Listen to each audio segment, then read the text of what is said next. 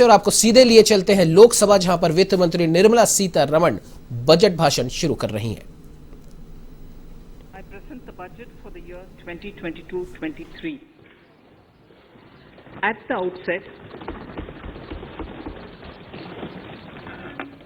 outset, sir, I want to take a moment to express my empathy for those who had to bear adverse health and economic effects of the pandemic. The overall sharp rebound and recovery of the economy is reflective of our country's strong resilience. India's economic growth in the current year is estimated to be 9.2%, highest among all large economies. I recognize we are in the midst of an Omicron wave with high incidence but milder symptoms. Further, the speed and coverage of our vaccination campaign has helped greatly. With an accelerated improvement of health infrastructure in the past 2 years, we are in a strong position to withstand challenges. I am confident that with Sabka Prayas, we will continue our journey with strong growth. Honorable Speaker, we are marking Azadi Ka Amrit Mahotsav and have entered into Amrit Kal, the 25-year-long lead up to India at 100. Honorable Prime Minister in his Independence Day address had set out the vision for India at 100. By achieving certain goals during Amrit Kal, our government aims to attain this vision. They are complementing the macroeconomic level growth focus with a microeconomic level all-inclusive welfare focus, promoting digital economy and fintech, technology-enabled development, energy transition, and climate action, and relying on virtuous cycles starting from private investment with public capital investment, helping to crowd in private investment. Since 2014, our government's focus has been on empowerment of citizens, especially the poor and the marginalized. Measures have included programs that have provided housing, electricity, cooking gas, and access to water. We also have programs for ensuring financial inclusion and direct benefit transfers. We are committed to strengthening the abilities of the poor to tap all opportunities. Our government constantly strives to provide the necessary ecosystem for the middle classes, a vast and wide section which is populated across various middle income brackets, to make use of the opportunities they so desire. This budget seeks to lay the foundation and give a blueprint to steer the economy over Amrit Kal of the next 25 years, from India at 75 to India at 100. It continues to build on the vision drawn in the budget of 21-22. Its fundamental tenets, which included transparency of financial statement and fiscal position, reflect the government's intent, strengths, and challenges. This continues to guide us. The initiatives of the last year's budget have seen significant progress and have been provided with adequate allocations in this budget as well. The strengthening of health infrastructure, speedy implementation of the vaccination program, and the nationwide resilient response to the current wave of the pandemic are evident for all.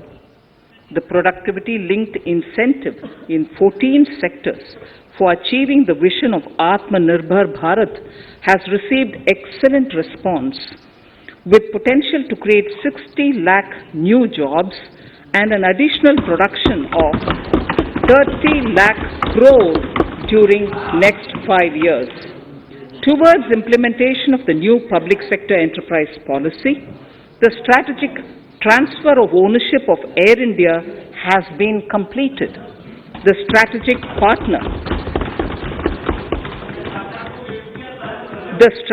partner for Neelachal Ispat Nigam Limited has been selected. The public issue of the LIC is expected shortly. Others too are in the process for 2022-23. Please The no, National Bank आपको for पर्याप्त मौका, पर्याप्त अवसर मिलेगा। बेटे बेटे टिप्पणी मत कीजिए। the National Bank for Infrastructure Development and National Asset Reconstruction Company have commenced their activities. Honorable Speaker, sir, Budget 2021-22 had provided a sharp increase in provision for public investment or capital expenditure. Throughout the year, with the Honorable Prime Minister guiding the implementation, our economic recovery is continuing to benefit from the multiplier effect.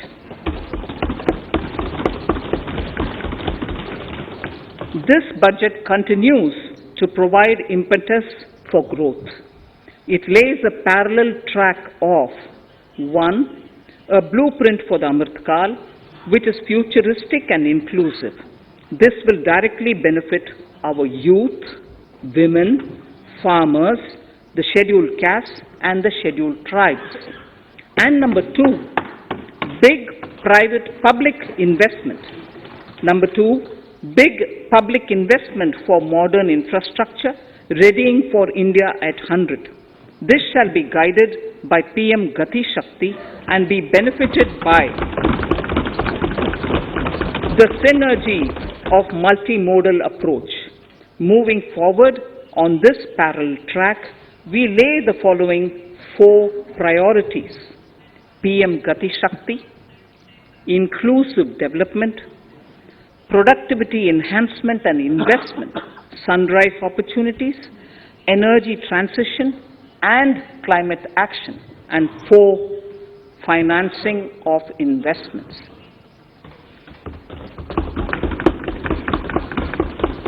PM Gati Shakti.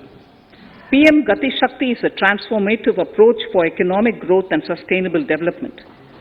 The approach is driven by 7 engines, namely roads, railways, airports, ports, mass transport, waterways, and logistics infrastructure.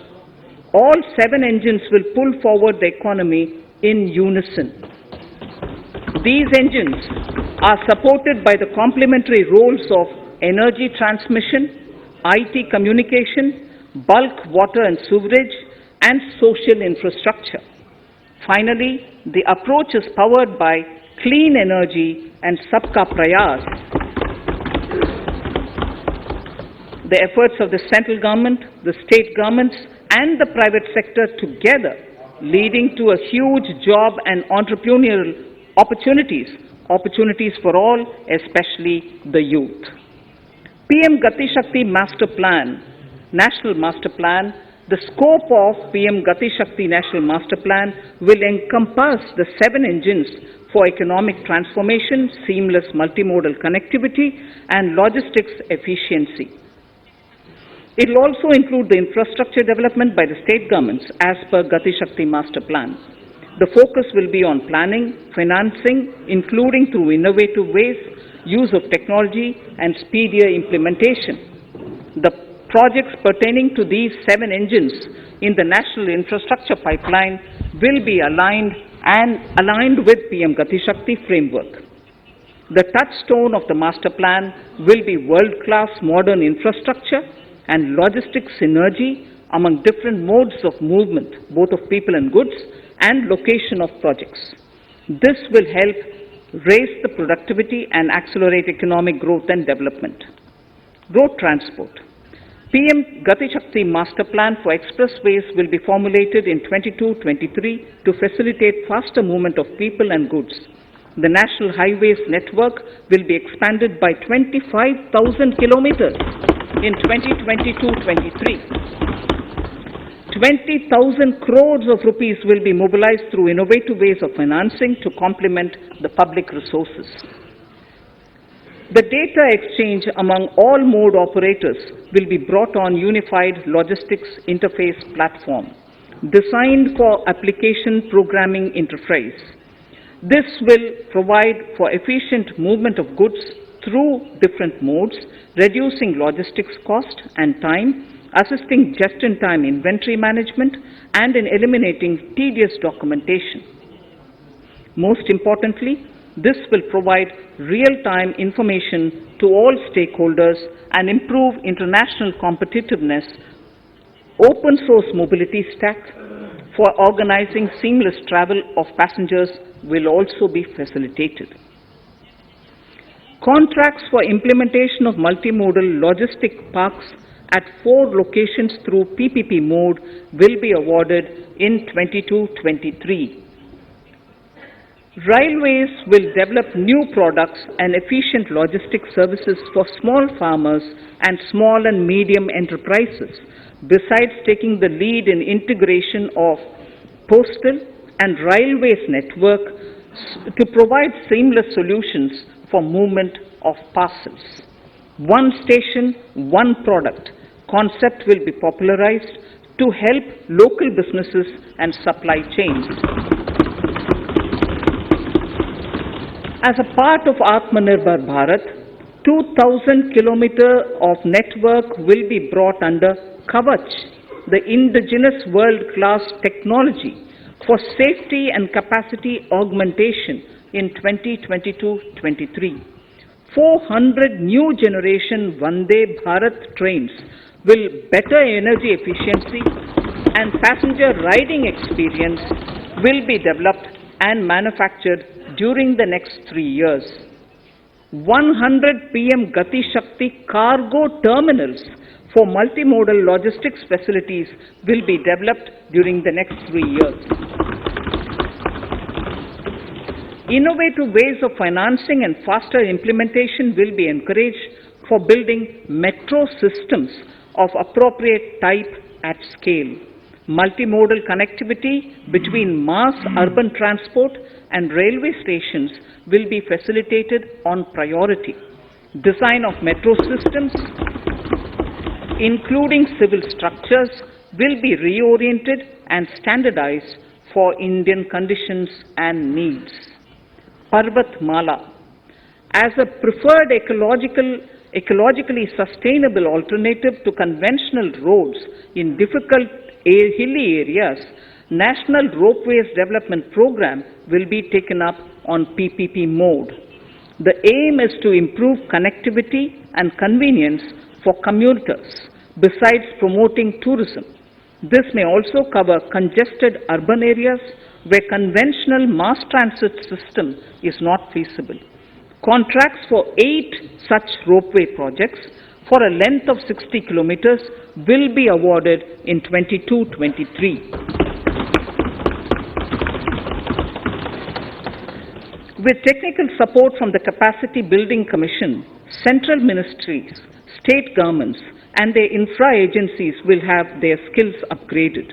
This will ramp up capacity in planning, design, financing, including innovative ways, and implementation management of the PM Gati Shakti infrastructure projects. Inclusive development, our second priority. Agriculture.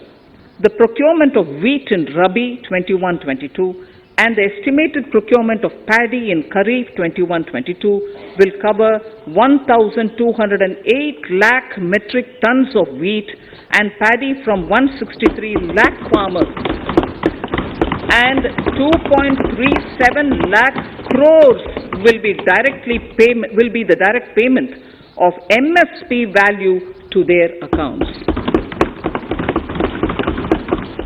Chemical-free natural farming will be promoted throughout the country with a focus on farmers' lands in 5-kilometer wide corridors along the river Ganga at the first stage. 2023 has been announced as the International Year of Millets. Support will be provided for post-harvest value addition, enhancing domestic consumption, and for branding millet products nationally and internationally. To reduce our dependence on import of oil seeds, a rationalized and comprehensive scheme to increase domestic production of oil seeds will be implemented. For delivery of digital and high-tech services to farmers, with involvement of public sector research and extension institutions, along with private agri-tech players and stakeholders of agri-value chains, a scheme in PPP mode will be launched.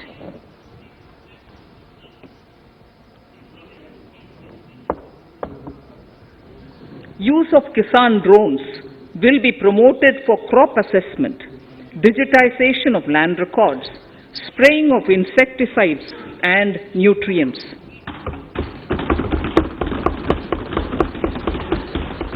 States will be encouraged to revise syllabi of agricultural universities to meet the needs of natural, zero budget and organic farming, modern day agriculture, value addition and management.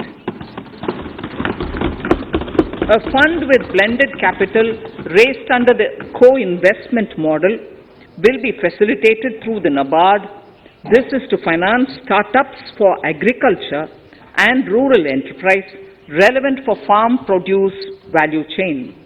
The activities of these startups will include inter alia, support for FPOs, machinery for farmers on rental basis at farm level, and technology including IT-based support. The implementation of the Ken-Betwa link project at an estimated cost of 44,605 crores will be taken up.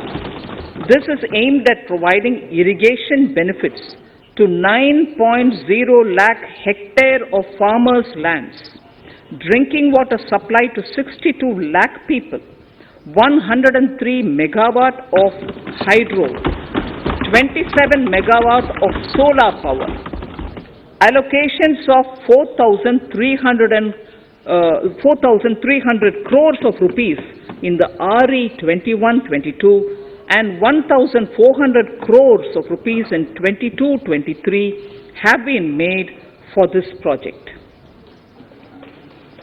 Honorable Speaker, sir, draft DPRs for 5 river links, namely Daman-Ganga Pinjal, Par-Tapi Narmada, Godavari Krishna, Krishna Pennar, and Pennar Kaveri have been finalized.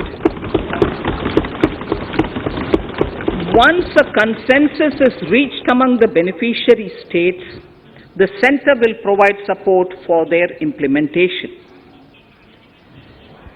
For farmers to adopt suitable varieties of fruits and vegetables and to use appropriate production and harvesting techniques, our government will provide a comprehensive package with participation of state governments.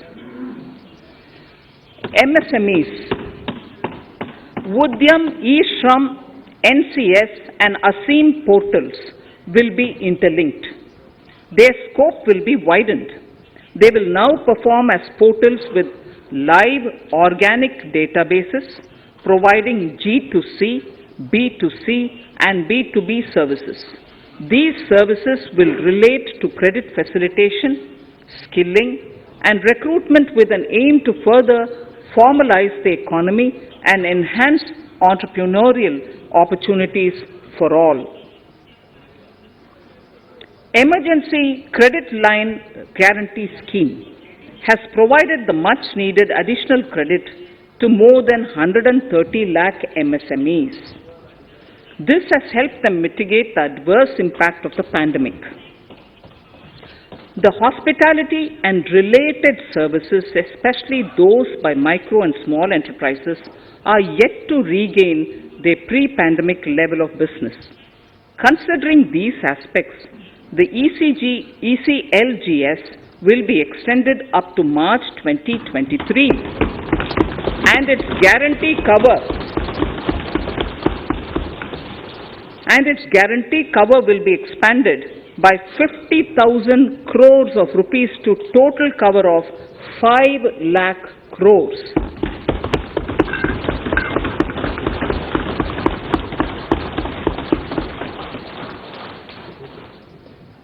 With the additional amount being earmarked exclusively for the hospitality and related sectors.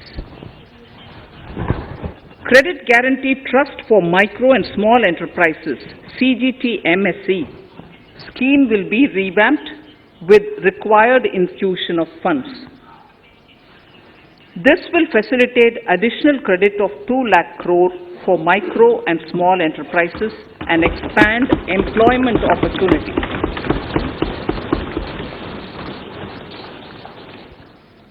Raising and accelerating MSME performance (RAMP) program will outlay of 6,000 crore over 5 years will be rolled out.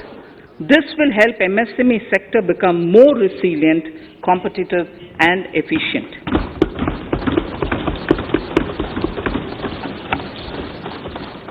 Skilling programs and partnership with the industry will be reoriented to promote continuous skilling avenues, sustainability and employability. The National Skill Qualification Framework will be aligned with dynamic industry needs.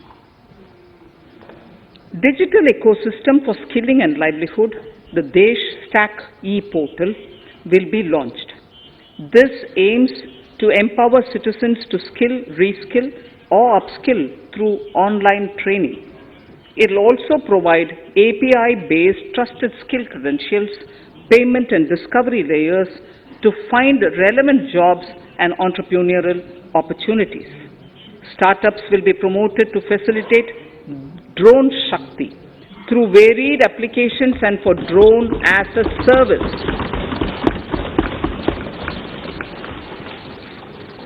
In select ITIs in all states, the required courses for skilling will be started. Due to the pandemic-induced closure of schools, our children, particularly in the rural areas and those from scheduled castes and scheduled tribes and other weaker sections, have lost almost 2 years of formal education.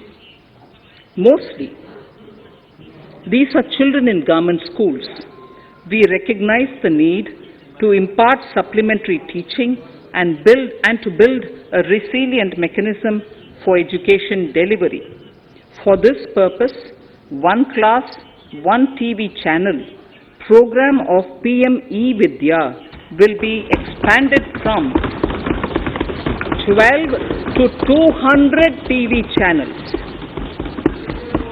This will enable all states to provide supplementary education in regional languages for classes 1 to 12.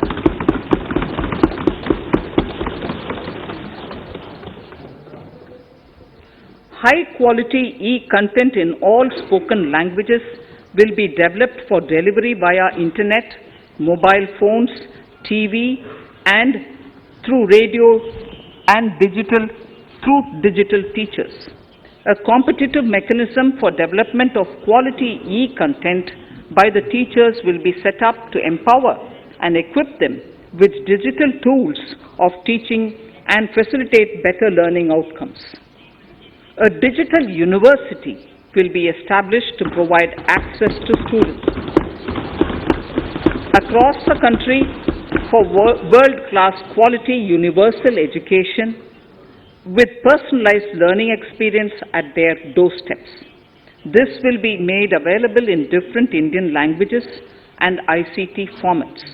The university will be built on a networked hub and spoke model, with the hub building cutting-edge ICT expertise.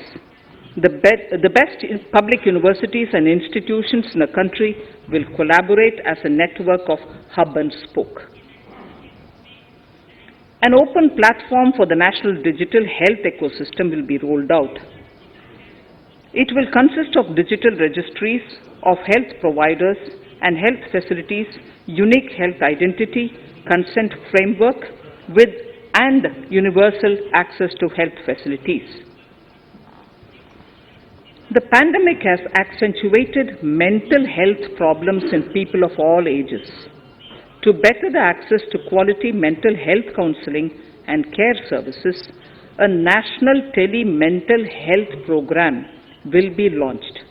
This will include a network of 23 tele-mental health centers of excellence with NIMHANS, being the nodal center, and International Institute of Information Technology, Bangalore, IIIT Bangalore, providing technology support. Recognizing the importance of Nari Shakti as the harbinger of our bright future and for women-led development, during the Amrit Kal, our government has comprehensively revamped the schemes of the Ministry of Women and Child Development. Accordingly, 3 schemes, namely Mission Shakti, Mission Vatsalya, Saksham Anganwadi and Poshan 2.0 were launched recently to provide integrated benefits to women and children. Saksham Anganwadis are a new generation Anganwadis that have better infrastructure and audio-visual aids, powered by clean energy and providing improved environment for early childhood development. 2 lakh Anganwadis will be upgraded under this scheme. Current coverage of Har Ghar Nal Se Jal is 8.7 crores.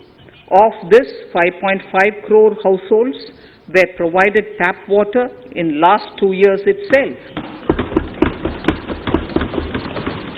Allocation of 60,000 crores of rupees has been made with an aim to cover 3.8 crore households in 2022 and 23.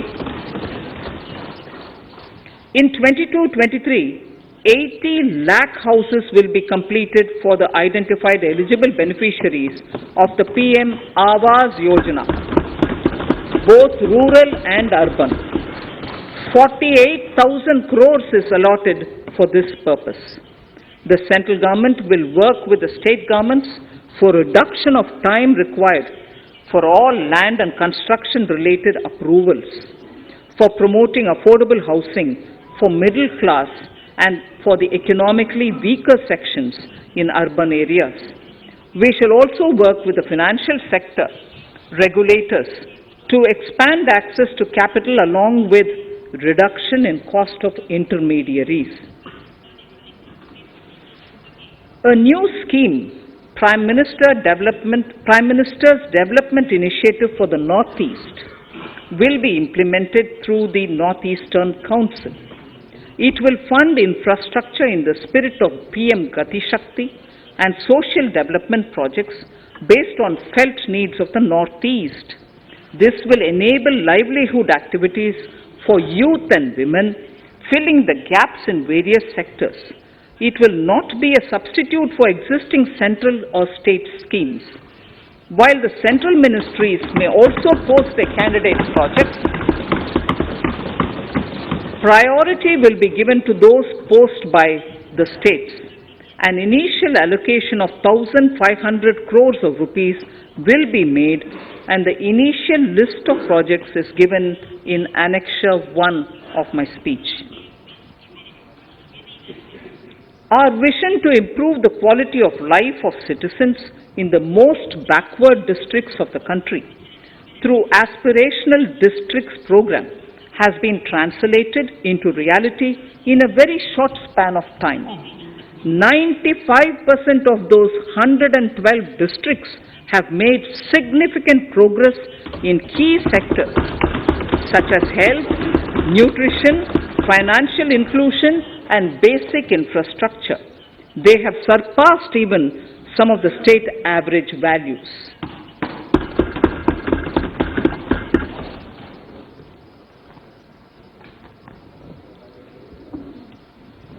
However, in those districts, some blocks continue to lag. In 22-23, the program will focus on such blocks in those districts. Border villages with sparse population, limited connectivity, and infrastructure often get left out from the development gains. Such villages on the northern border will be covered under a new Vibrant Villages program. The activities will include construction of village infrastructure, housing, tourist centers, road connectivity, provisioning of decentralized renewable energy, direct-to-home access for Doordarshan and educational channels, and support for their livelihood generation. Additional funding for these activities will be provided. Existing schemes will be converged. We will define their outcomes and monitor them on a constant basis. In 2022, 100% of 1.5 lakh post offices will come on the core banking system, enabling financial inclusion and access to accounts through net banking, mobile banking, ATMs, and also provide online transfer of funds between post office accounts and bank accounts.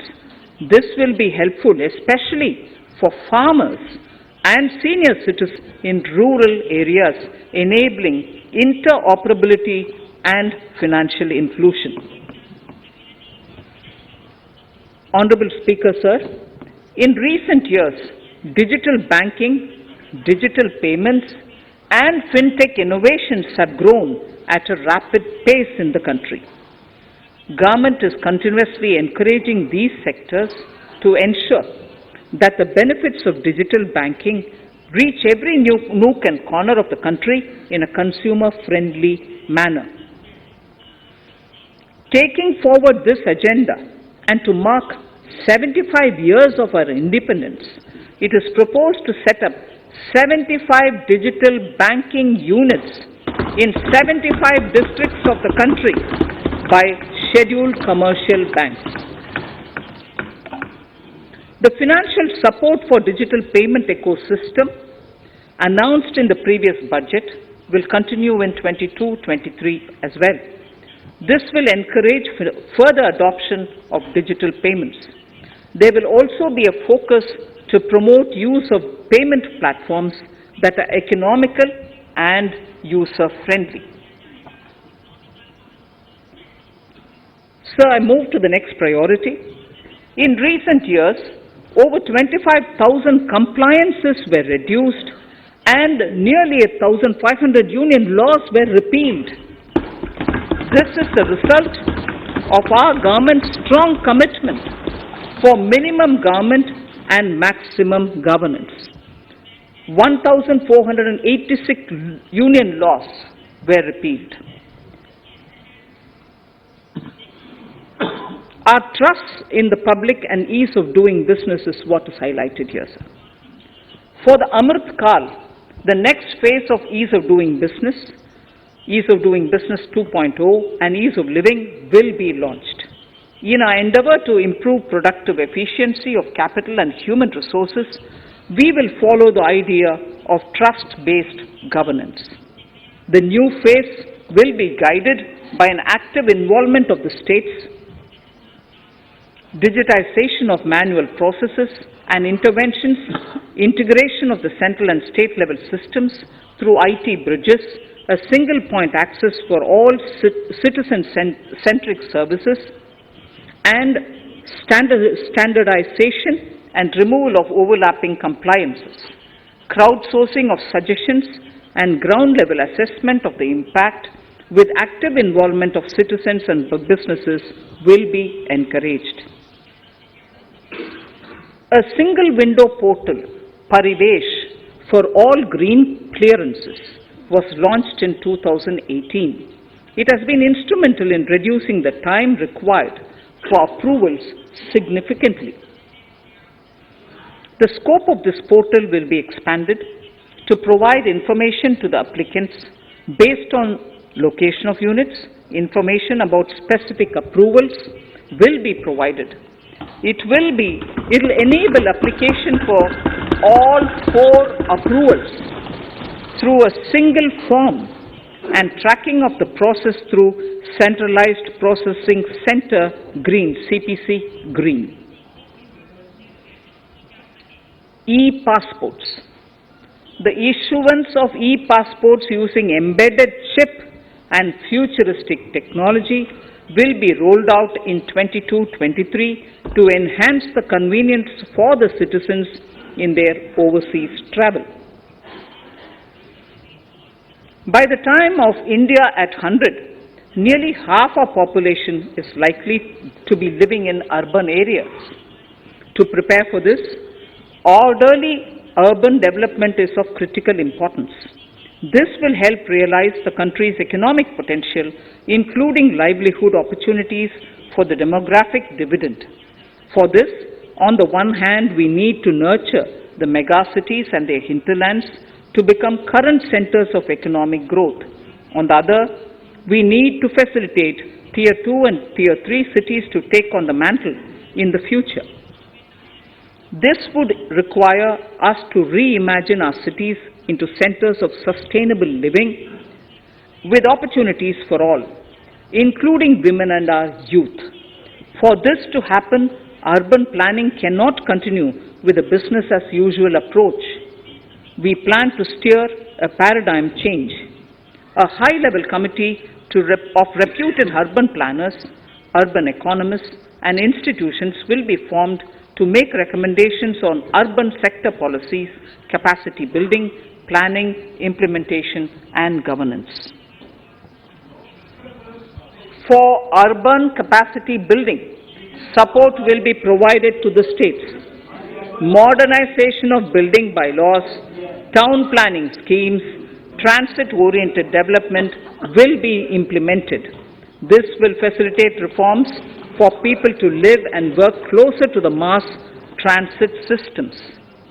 The central government's financial support for mass transit projects and Amrit scheme will be leveraged for formulation of action plans and their implementation for facilitating the TOD and TPS by the states.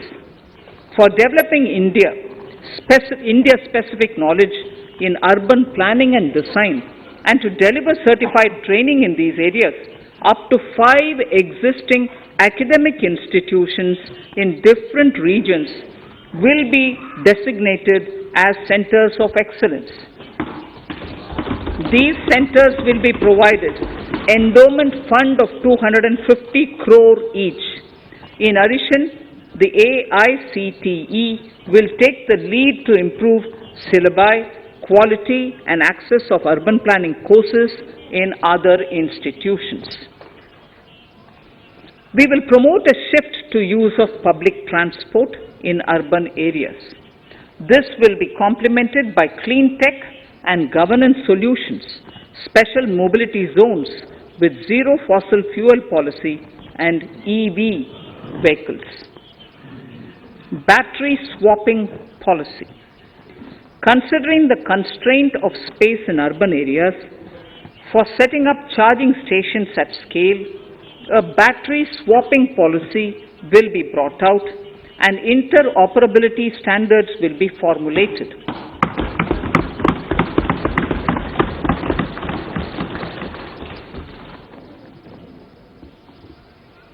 The private sector will be encouraged to develop sustainable and innovative business models for battery or energy as a service.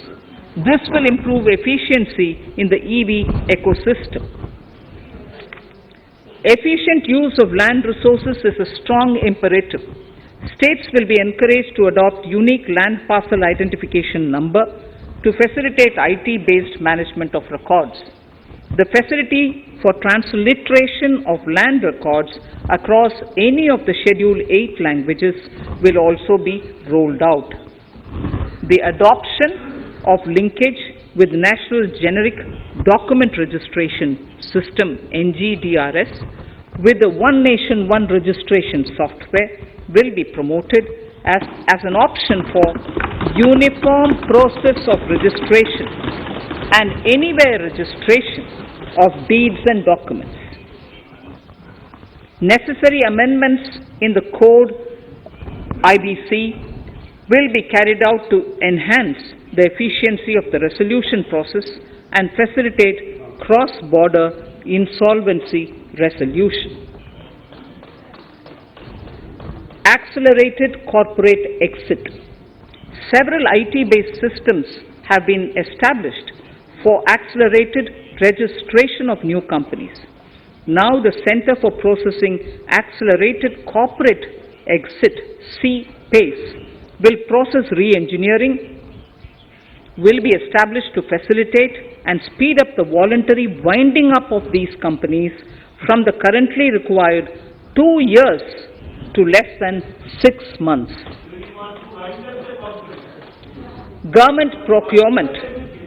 Government rules have recently been modernized for the needs of Amritkal. The new rules have benefited from the inputs from various stakeholders. The modernized rules allow use of transparent quality criteria besides cost and evaluation of complex tenders.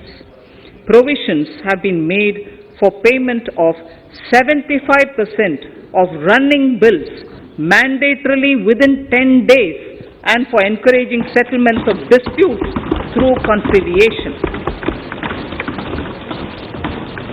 As a further step to enhance transparency and to reduce delays in payments, a completely paperless, end-to-end online e-bill system will be launched for use by all central ministries for their procurements. The system will enable the suppliers and contractors to submit online their digitally signed bills and claims and track their status from anywhere. To reduce indirect cost for suppliers and work contractors, the use of surety bonds as a substitute for bank guarantee will be made acceptable in government procurements. Business such as gold imports may also find this useful. IRDAI, insurance regulator, has given the framework for issue of surety bonds by insurance companies. AVGC Promotion Task Force. The animation, visual effects, gaming and comic, the AVGC sector, offers immense potential to employ youth. An AVGC Promotion Task Force with all stakeholders will be set up to recommend ways to realize this and build domestic capacity for serving our markets and the global demand. Telecom sector. Telecommunications in general and 5G technology in particular can enable growth and offer job opportunities. Required spectrum auctions will be conducted in 2022 to facilitate rollout of 5G mobile services within 2022-23 by private telecom providers. A scheme for design-led manufacturing will be launched to build a strong ecosystem for 5G as part of the production-linked incentive scheme. To enable affordable broadband and mobile service proliferation in rural and remote areas, 5% of annual collections under the Universal Service Obligation Fund will be allocated. This will promote R&D and commercialization of technologies and solutions.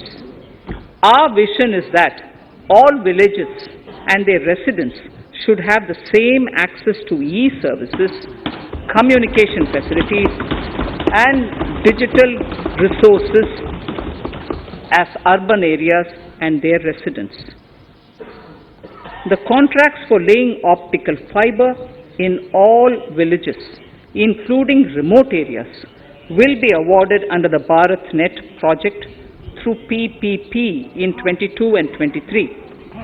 Completion is expected in 2025. Measures will be taken to enable better and more efficient use of the optical fiber. Export promotion.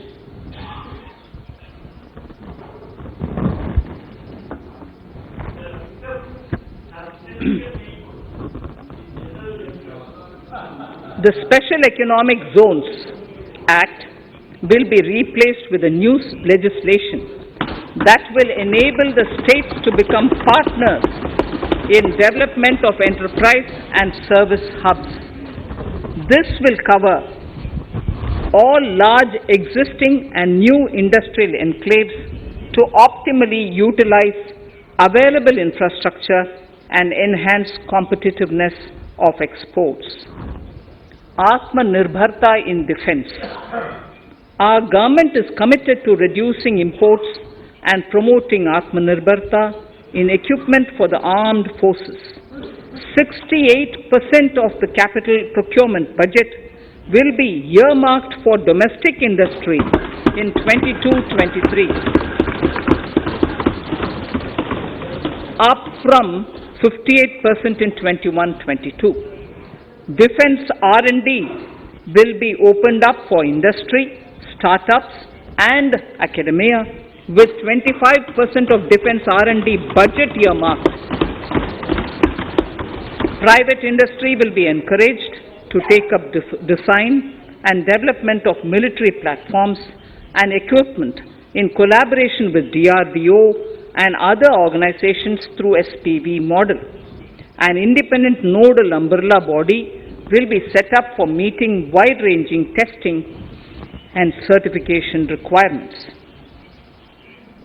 Artificial intelligence, geospatial systems and drones, semiconductor and its ecosystem, space economy, genomics and pharmaceuticals, green energy and clean mobility systems have immense potential to assist sustainable development at scale and modernize the country.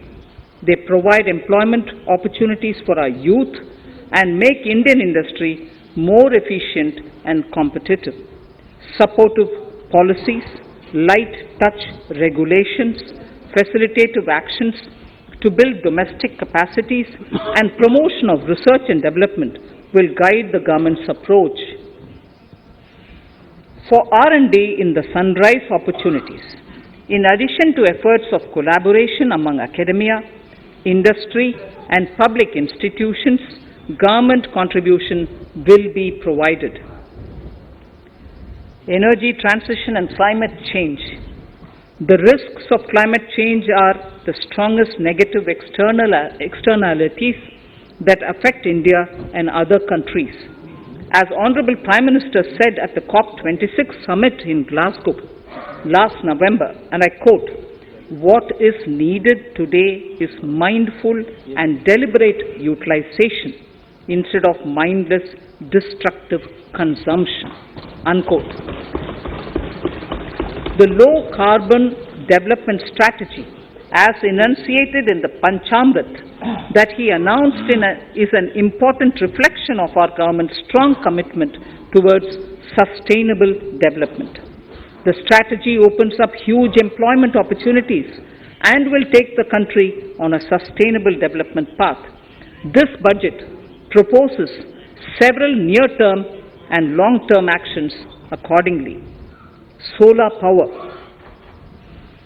To facilitate domestic manufacturing for the ambitious goal of 280 gigawatts of installed solar capacity by 2030, an additional allocation of 19,500 crores for PLI, production linked incentive, for manufacturing of high efficiency modules with priority to fully integrate manufacturing units from polysilicon to solar PV modules will be made.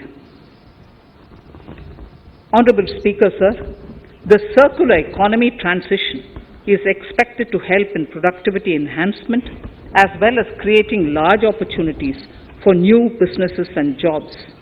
The action plans for 10 sectors such as electronic waste, end-of-life vehicles, used oil waste, toxic and hazardous industrial waste are already ready.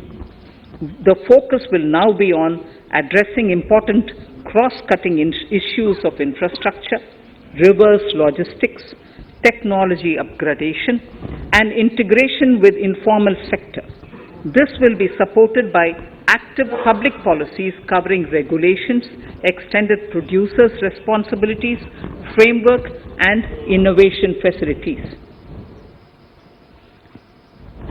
5 to 7% biomass pellets will be co-fired in thermal power plants, resulting in carbon dioxide savings of 38 MMT annually.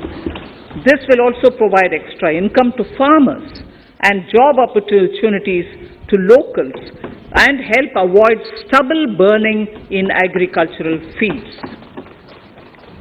Saving energy is an important aspect of the energy management. Hence, energy efficiency and savings measures will be promoted. This will be done in large commercial buildings through the energy service company business model. It will facilitate capacity building and awareness for energy audits, performance contracts, and common measurement of and verification protocol. 4 pilot projects for coal gasification and conversion of coal into chemicals required for the industry will be set up to evolve technical and financial viability. The policies and required legislative changes to promote agroforestry and private forestry will be brought in. In addition, financial support will be provided to farmers belonging to scheduled castes and scheduled tribes who want to take up agroforestry. Honorable Speaker, I now move to the 4th priority, financing of investments. Capital investment holds the key to speedy and sustainable economic revival and consolidation through its multiplier effect. Capital investment also helps in creating employment opportunities, induced enhanced demand for manufactured input from large industries and MSMEs, services from professionals, and help farmers through better agri-infrastructure. The economy has shown strong resilience to come out of the effects of the pandemic with high growth. However, we need to sustain that level to make up for the setback of 2020-2021. As outlined in para 5 earlier, the virtuous cycle of investment requires public investment to crowd in private investment. At this stage, private investments seem to require that support to rise to their potential and to the needs of the economy. Public investment must continue to take the lead and prime the private investment and demand in 2022-23.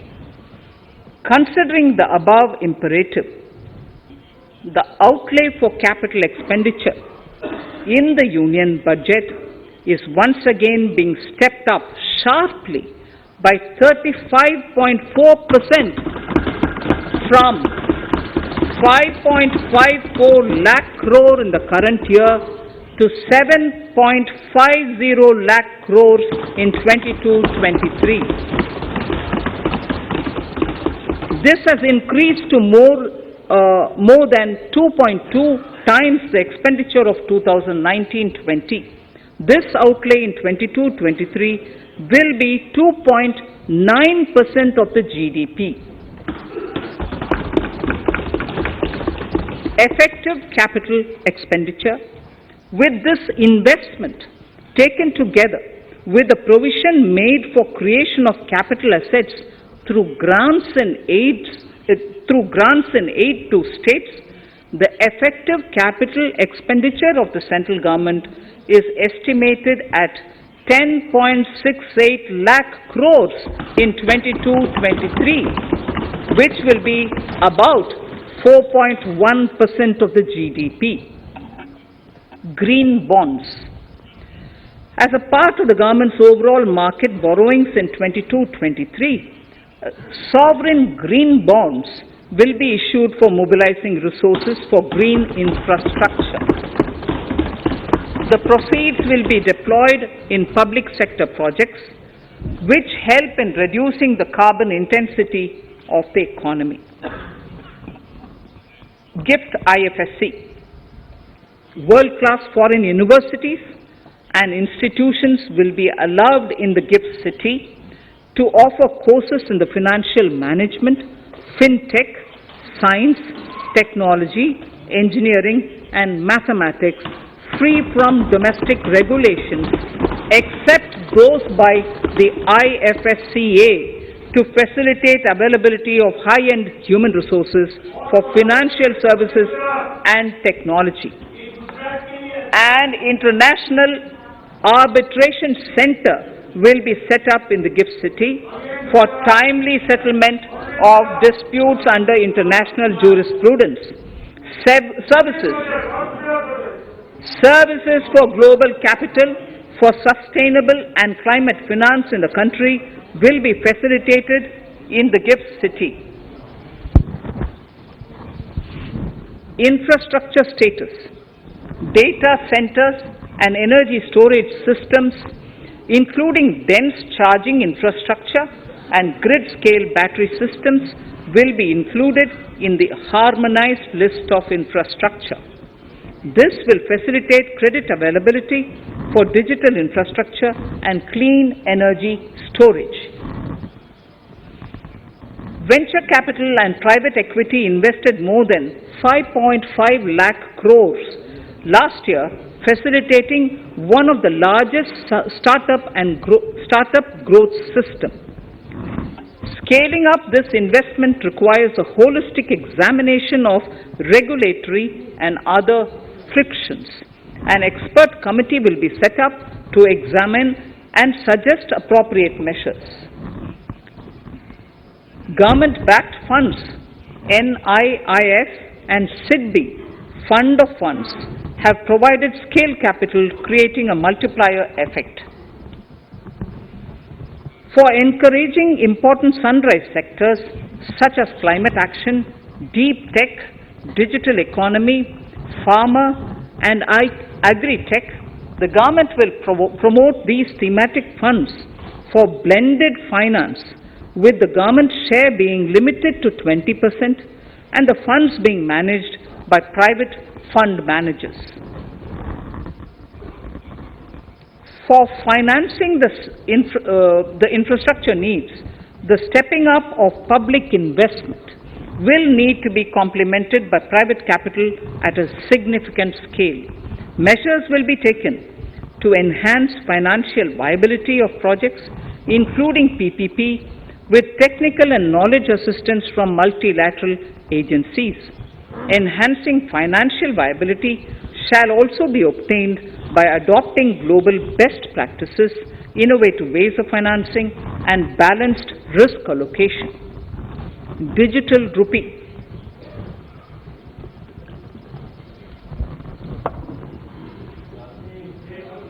Introduction of a central bank digital currency will give a big boost to digital economy.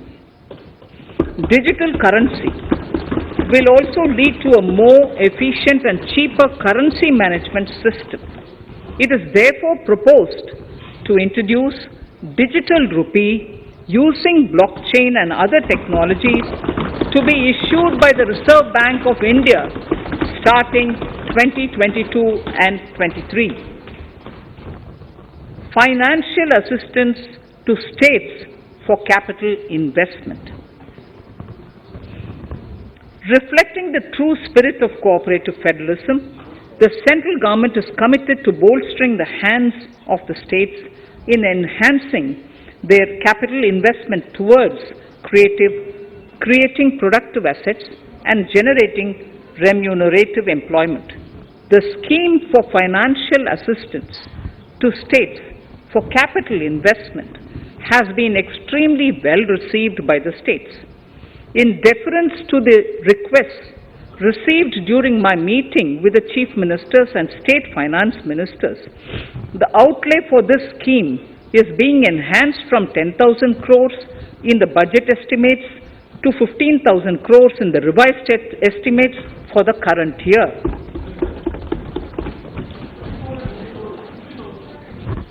For 22-23,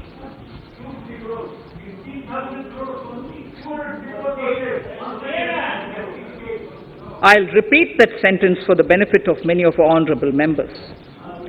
In deference to the requests received during my meeting with chief ministers and state finance ministers, the outlay for this scheme is being enhanced from 10,000 crores in the BE to 15,000 crores, 15,000 crores in the RE of the current year. For 22-23, the allocation is 1 lakh crores to assist the states in catalyzing the overall investments in the economy.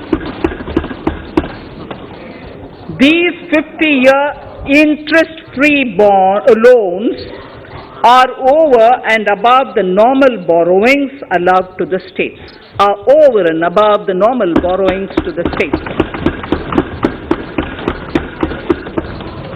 This allocation will be used for PM Gati Shakti related and other productive capital investments of the states.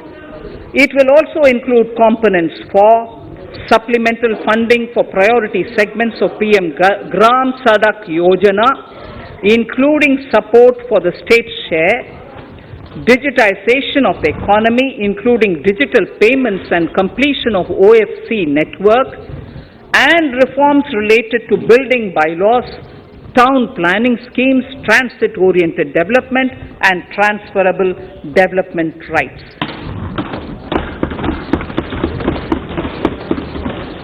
In 22-23, in accordance with the recommendations of the 15th Finance Commission, the states will be allowed a fiscal deficit of 4% of the GSDP, of which 0.5% will be tied to power sector reforms, for which the conditions have already been communicated in 21-22.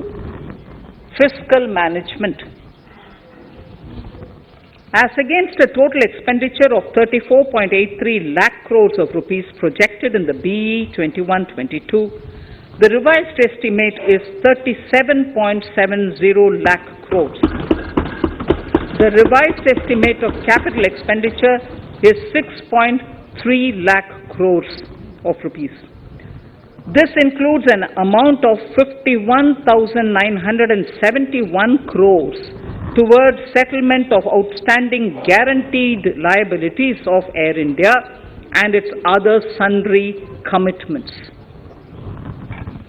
Coming to the budget estimates, Honorable Speaker, sir, the total expenditure in 22-23 is estimated at 39.45 lakh crores, while the total receipts other than borrowings are estimated at 22.84 lakh crores of rupees.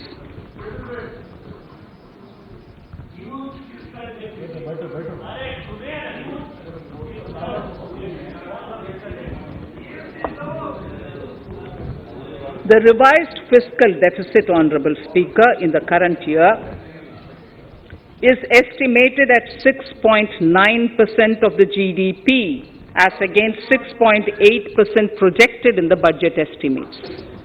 The fiscal deficit is in 22-23 is estimated at 6.4% of the GDP, which is consistent with the broad path of the fiscal consolidation announced by me last year to reach a fiscal deficit level below 4.5% by 25-26. While setting the fiscal deficit level in 22-23, I am conscious of the need to nurture growth through public investment to become stronger and sustainable. I will now move to part B of my speech.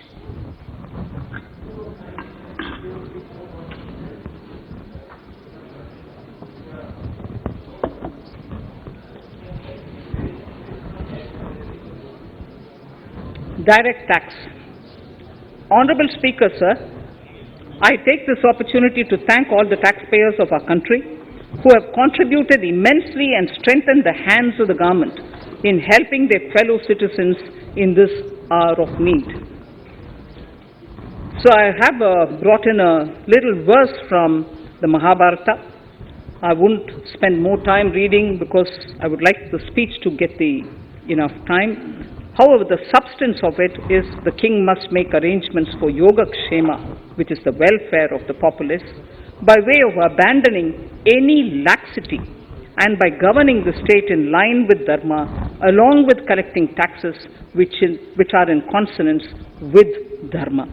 This is Mahabharata Shanti Parva Adhyaya, Shloka 11 from 72. Drawing wisdom from our ancient texts, we continue on the path to progress. The proposals in this budget, while continuing with our declared policy of stable and predictable tax regime, intend to bring more reforms that will take ahead our vision to establish a trustworthy tax regime. This will further simplify the tax system, promote voluntary compliance by taxpayers, and reduce litigation. Introducing new updated return. India is growing at an accelerated pace and people are undertaking multiple financial transactions. The Income Tax Department has established a robust framework of reporting of taxpayers' transactions. In this context, some taxpayers may realize that they have committed omissions or mistakes in correctly estimating their income for tax payment. To provide an opportunity to correct such errors, I am proposing a new provision permitting taxpayers to file an updated return on payment of additional tax. This updated return can be filed within 2 years from the end of the relevant assessment year.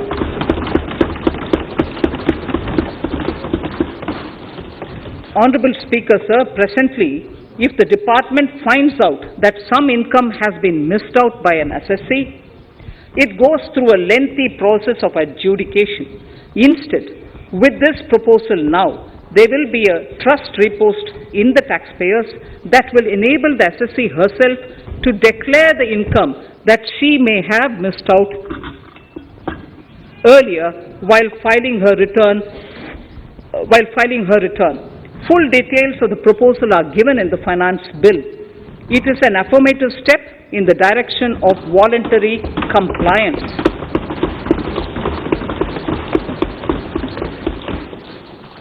Reduced alternative minimum tax rate and surcharge for cooperatives. Currently, cooperative societies are required to pay alternate minimum tax at the rate of 18 and 1.5%. However, companies pay the same rate, the same, which is the alternate minimum tax, at the rate of 15%.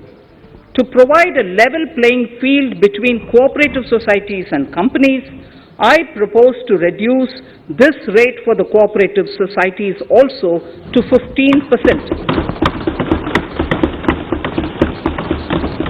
Honorable Speaker, sir, I also propose to reduce the surcharge on cooperative societies from the present 12% to 7% for those having total income of more than 1 crore and up to 10 crores. This would help in enhancing income of cooperative societies and its members who are mostly from the rural and from farming communities. Tax relief to persons with disability. The parent or guardian of a differently abled person can take an insurance scheme for such person.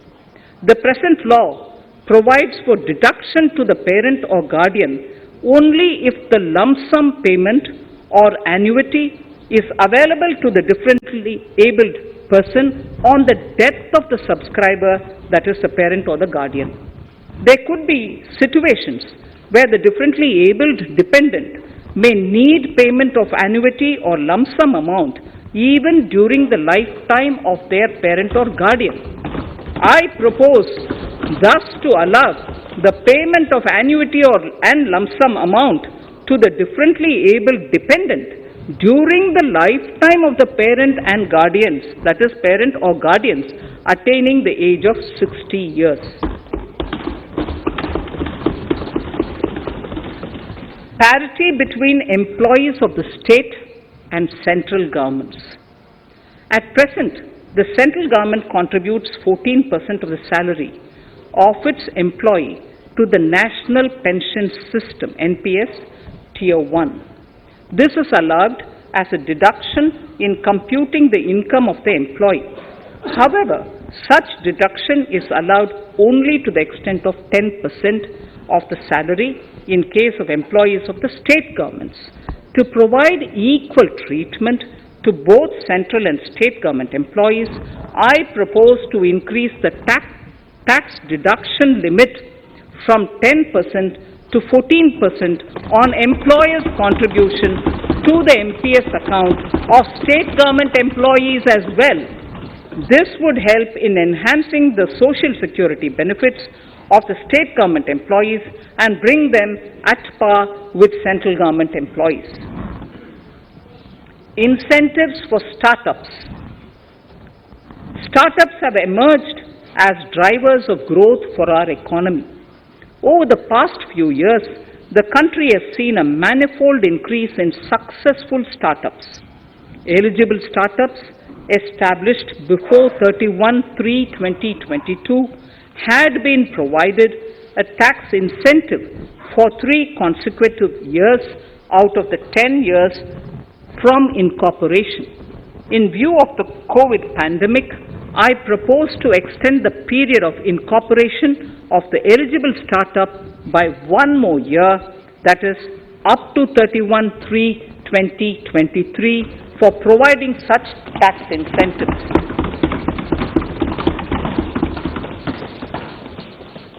Incentives for newly incorporated manufacturing entities under concessional tax regime. In an effort to establish a global competitive business environment for certain domestic companies, a concessional tax regime of 15% was introduced by our government for newly incorporated domestic manufacturing companies. I propose to extend the last date for commencement of manufacturing or production under Section 115B(ab) by 1 more year, that is from 31st March 2023 to 31st March 2024.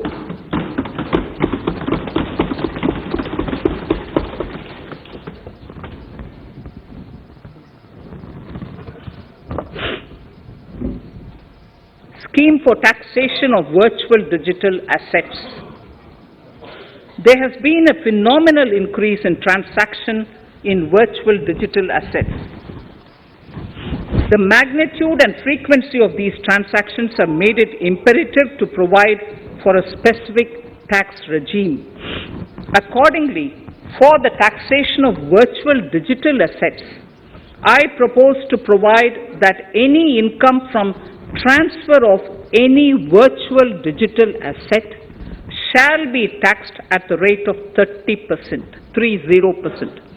No deduction in respect of any expenditure or allowance shall be allowed while computing such income except cost of acquisition. Further, loss from transfer of virtual digital asset cannot be set off against any other income.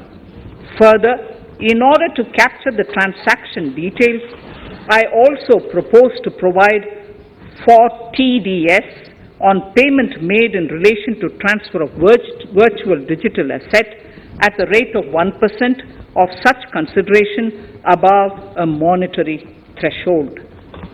Gift of virtual digital asset is also proposed to be taxed in the hands of the recipient.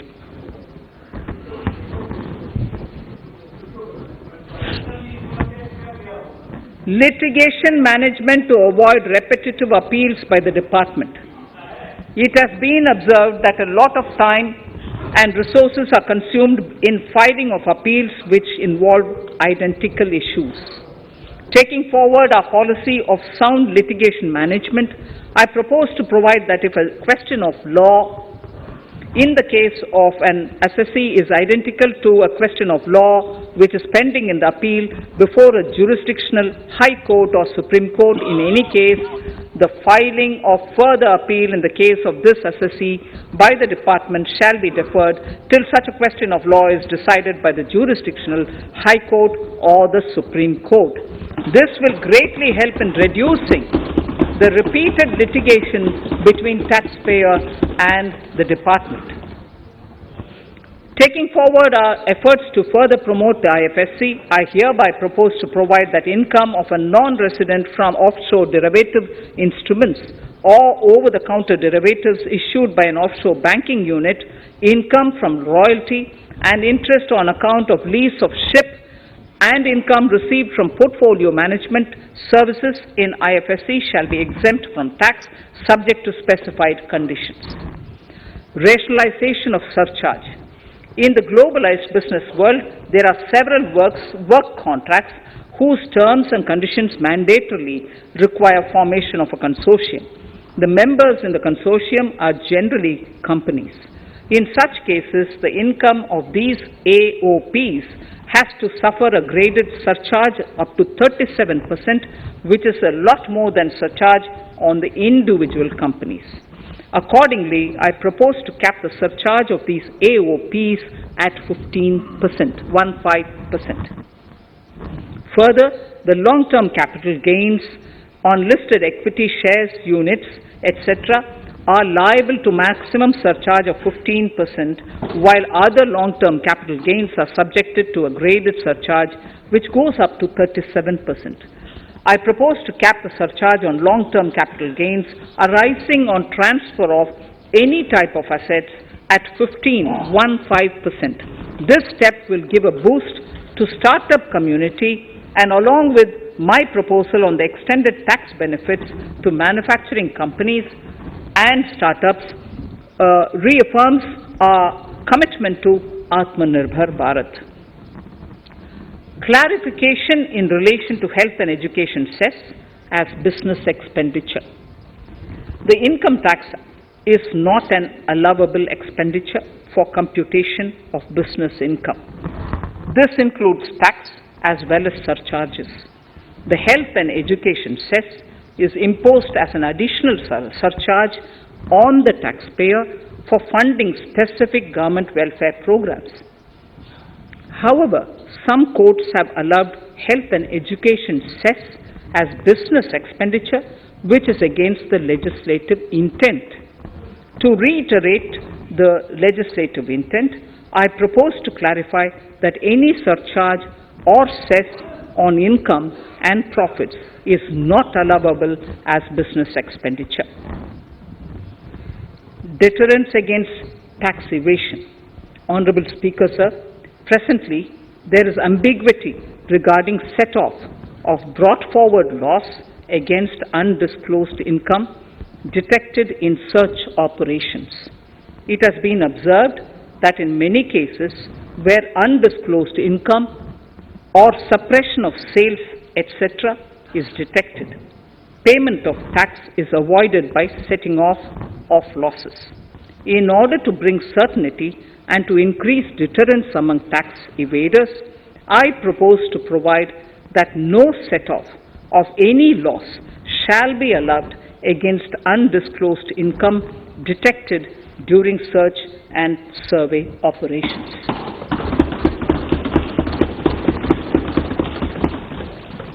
It has been noticed that as a business promotion strategy, there is a tendency on businesses to pass on benefits to their agents. Such benefits are taxable in the hands of the agents. In order to track such transactions, I propose to provide for tax deduction by the person giving benefits if the aggregate value of such benefits exceeds 20,000 rupees during the financial year. A few other changes are being made, the details of which are there in the finance bill. Indirect taxes. So remarkable progress in GST. GST has been a landmark reform of independent India, showcasing the spirit of cooperative federalism. While aspirations were high, there were huge challenges too. These challenges were overcome deftly and painstakingly under the guidance and the oversight of the GST Council. We can now take pride in a fully IT-driven and progressive GST regime that has fulfilled the cherished dream of India as one market, one tax. There are still some challenges remaining, and we aspire to meet them in the coming year. The right balance between facilitation and enforcement has engendered significantly better compliance, and enforcement has engendered better compliance. GST revenues are buoyant despite the pandemic. I would bring in something which I've got to know this morning, not part of my speech, but worth putting in here for the knowledge of the Honorable House. I would like to bring to the notice of this House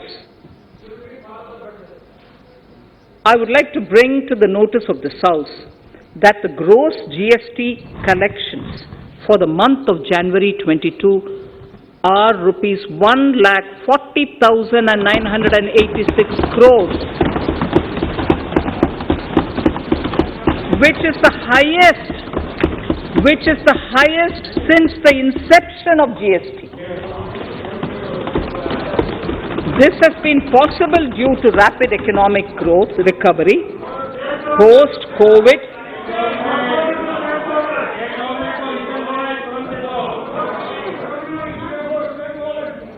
This has been possible due to the rapid economic recovery post-COVID, as well as various policy and administration undertaken by central and state tax administrations. Taxpayers deserve applause for this growth. Not only did they adapt to the changes, but enthusiastically contributed to the cost of paying taxes. Special economic zones. In part A of my speech, I have referred to the proposed reforms in SEZs. Alongside, we will also undertake reforms in customs administration of SEZs, and it shall henceforth be fully IT-driven and function on the customs national portal with a focus on higher facilitation and with only risk-based checks. This will ease doing business by SEZ units considerably. This reform shall be implemented by 30th September 2022. Customs reforms and duty rate changes. Customs administration has reinvented itself over the years through liberalized procedures and infusion of technology. Faceless customs has been fully established. During COVID-19 pandemic, customs formation have done exceptional frontline work against all odds, displaying agility and purpose. Customs reforms have played a very vital role in domestic capacity creation, providing level playing field to our MSMEs, easing the raw material supply side constraints, enhancing ease of doing business, and being an enabler to other policy initiatives such as PLI and phased manufacturing plans. My proposal on customs side are aligned to these objectives. Project imports and capital goods. National Capital Goods Policy 2016 aims at doubling the production of capital goods by 2025. This would create an employment opportunities and result in increased economic activity. However, several duty exemptions, even extending to over 3 decades, in some cases have been granted to capital goods for various sectors like power, fertilizer, textiles, leather footwear, food processing, and fertilizers. These exemptions have hindered the growth of the domestic capital goods sector. Similarly, project import duty concessions have also deprived the local producers of a level playing field in areas like coal mining projects, power generation, transmission, or distribution projects, railway and metro projects. Our experience suggests that reasonable tariffs are conducive to the growth of domestic industry and make in India without significantly impacting the cost of essential imports. Accordingly, Honorable Speaker, Sir, it is proposed to phase out the concessional rates in capital goods and project imports gradually and apply a moderate tariff of 7.5%. Certain exemptions for advanced machineries that are not manufactured within the country shall continue. A few exemptions are being introduced on inputs like specialized castings, ball screw, and linear motion guide to encourage domestic manufacturing of capital goods. In the last two budgets, we have rationalized several customs exemptions. We have once again carried out an extensive consultation, including by crowdsourcing. As a result of these consultations, more than 350 exemption entries are proposed to be gradually phased out. These include exemptions on certain agricultural produce,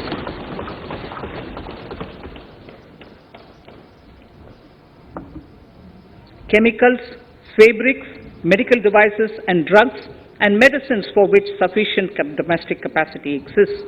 Further, as a simplification measure, several concessional rates are being incorporated in the customs tariff schedule itself instead of prescribing them through various notifications.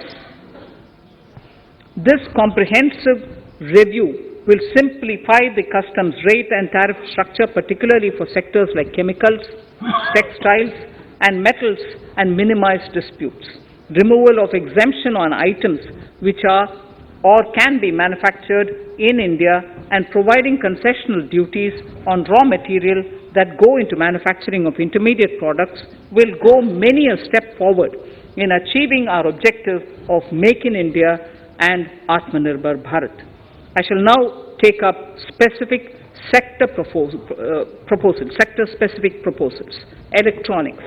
Electronic manufacturing has been growing rapidly. Customs duty rates are being calibrated to provide a graded rate structure to facilitate domestic manufacturing of wearable devices, hearable devices, and electronic smart meters. Duty concessions are being given to parts of transformer of mobile phone chargers and camera lens of mobile camera module and certain other such items. This will enable domestic manufacturing of high-growth electronic items. Gems and jewelry. To give a boost to the gems and jewelry sector, customs duty on cut and polished diamonds and gemstones is being reduced to 5%. Simply sawn diamond would attract nil customs duty. To facilitate export of jewelry through e-commerce, a simplified regulatory framework shall be implemented by June this year to disincentivize import of undervalued imitation jewelry. The customs duty on imitation jewelry is being prescribed in a manner that a duty of at least 400 rupees per kg is paid on its import. Chemicals. Customs duty on certain critical chemicals, namely methanol, acetic acid, and heavy feedstocks for petroleum refining are being reduced, while duty is being raised on sodium cyanide, for which adequate capacity in the domestic arena exists. These changes will help in enhancing domestic value addition. MSMEs. Duty on umbrellas is being raised to 20%. Exemption to parts of umbrellas is being withdrawn. Exemption is also being rationalized on implements and tools for agricultural sector which are manufactured in India. Customs duty exemption given to steel scrap last year is being extended for another year to provide relief to MSME secondary steel producers. Certain anti-dumping and CVD on stainless steel and coated steel flat products, bars of alloy steel and high-speed steel are being revoked in larger public interest considering prevailing high prices of metals. To incentivize exports, exemptions are being provided on items such as embellishment, trimmings, fasteners, buttons, zipper, lining material, specified leather, furniture fittings, and packaging boxes that may be needed by bona fide exporters of handicrafts, textiles, leather garments, leather footwear, and other goods. Honorable Speaker, sir, duty is being reduced on certain inputs required for shrimp aquaculture so as to promote its exports. Tariff measure to encourage blending of fuel. Blending of fuel is a priority for this government. To encourage the efforts for blending of fuel, unblended fuel shall attract an additional differential excise duty of rupees 2 per litre from first day of October 22. A few other changes are being made in duty rates, customs, tariff and customs law, the details of which are there in the finance bill. Mr. Speaker, sir, with these words, I commend the budget to this august House. Thank you. Item number 2, Shrimati Nirmala Sitharaman ji.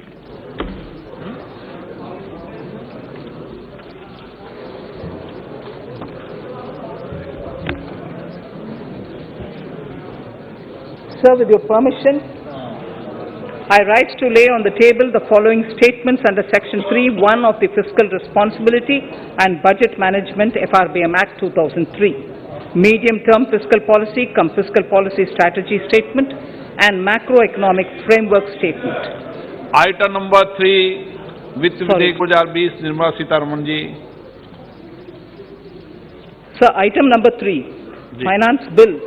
Sir, with your permission, I rise to move for leave to introduce the Finance Bill 2022.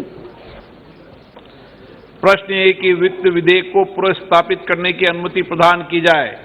जो सदस्य इसके पक्ष में हाँ कहें, जो सदस्य विरोध में ना कहें. मेरे विचार में निर्णय हाँ वालों के पक्ष में, हाँ वालों के पक्ष में. माननीय मंत्री जी, वित्त विधेयक को पुनर्स्थापित करें. Sir, I introduce the bill. सभा की कार्रवाई कल बुधवार दिनांक 2 फरवरी 2022 को 4:30 बजे तक के लिए स्थगित की जाती है.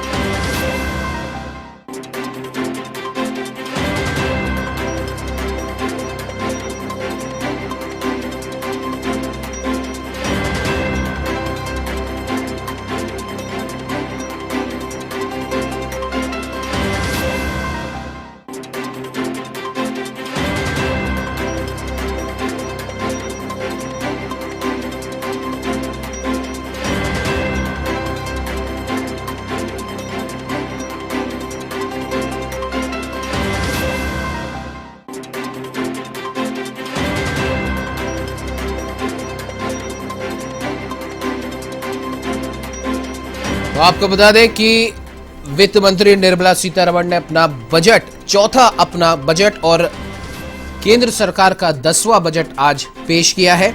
हालांकि आम आदमी इस बजट को देखते हुए थोड़ा सा निराश जरूर हुआ है, क्योंकि टैक्स स्लैब में कोई बदलाव नहीं किया गया है। तो वही डिजिटल करेंसी जो आजकल हम कह सकते हैं कि ट्रेंडिंग टॉपिक है, उसके बारे में भी इस बजट में बताया गया है। आरबीआई अपनी खुद की डिजिटल करेंसी लॉन्च करेगी। क्रिप्टो से अगर आप कमाई करते हैं, जो अन्य जो डिजिटल करेंसी है, क्रिप्टो करेंसी है, उससे अगर आप कमाई कर रहे हैं तो आपकी उस कमाई पे 30% टैक्स लगेगा।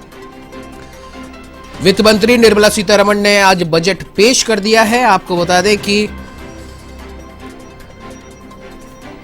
इसी साल डिजिटल करेंसी लॉन्च की जाएगी। ब्लॉकचेन और अन्य टेक्नोलॉजी का इस्तेमाल करते हुए इसी साल आरबीआई डिजिटल रुपया जारी करेगा। इकोनॉमी को इससे काफी बढ़ावा मिलेगा। क्रिप्टो करेंसी से होने वाली कमाई पर 30% का टैक्स लगाया जाएगा। वित्त मंत्री ने कहा कि वर्चुअल डिजिटल एसेट्स के टैक्सेशन में बदलाव किया गया है। ऐसी किसी भी प्रॉपर्टी के ट्रांसफर पर 30% टैक्स लगेगा, कोई छूट नहीं मिलेगी।